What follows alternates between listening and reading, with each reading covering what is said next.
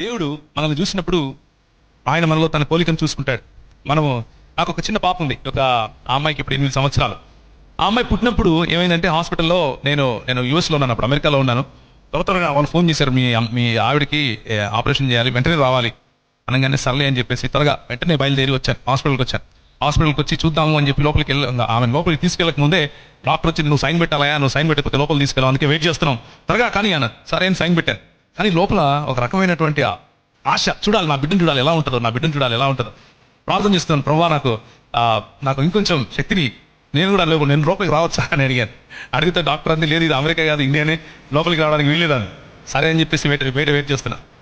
1 గంట తర్వాత నీకు పాప పుట్టిందయ్యా అని చెప్పి తీసుకొని వచ్చి చిన్న పాప నా చేతికి ఇచ్చి, ఆమెను చూసినప్పుడు ఆమె కళ్ళు, ముక్కు, నోరు, చెవులు అంతా నాలాగనే కనిపించాయి. నాలాగనే మీ బిడ్డ అంతా నీలాగనే ఉంటుంది అన్న ప్రతి ఒక్కరికి నేను ఏదో ఒకటి గిఫ్ట్ ఇస్తాను. ఇప్పుడు కూడా నీకు కావాలమ్మా. దేవుడు కూడా అంతే, మనల్ని చూసి వీడు నాలాగే ఉన్నాడు అని అనుకోవాలి అనుకుంటాడు. ఎవరైనా చూసినప్పుడు వీడు అచ్చం వీళ్ళు నాయనలాగా ఉన్నాడు అని అంటే మన తండ్రులకు ఎంత సంతోషమో, మన ప్రభువుకు కూడా వీడు దేవుడు లాగానే ఉన్నాడు అని చెప్తే ఆయనకు సంతోషం.